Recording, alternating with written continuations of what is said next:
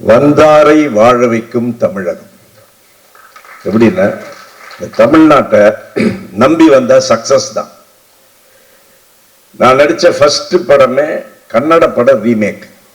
கதா சங்கமான புட்டனா கணக்கால் அவர் டைரக்ட் பண்ண படத்துல ஒரு பார்ட், முனித்தாயின்னு ஒரு பார்ட். அதில் ரஜினி சார் வில்லனா நடிச்சிருப்பாரு. அதில் உமேஷ் ஒருத்தர் நடிச்சிருப்பார். அந்த ரோல் தான் நான் நடித்தேன். அந்த படத்தை ஃபர்ஸ்ட் ஷோ நான் பார்த்த தியேட்டர் இந்த தியேட்டர் தான், கமலா தியேட்டர் தான். கை கொடுக்கு கை தான் இங்கே பார்த்தேன்.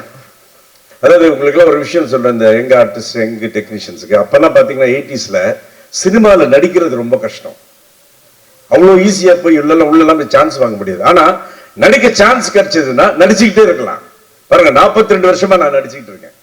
அப்போ ஆனால் இப்போ எப்படி தெரியுங்களா, சினிமாவில் நடிக்கிறது ஈஸி, நடிச்சுக்கிட்டே இருக்கிறது தான் கஷ்டம்.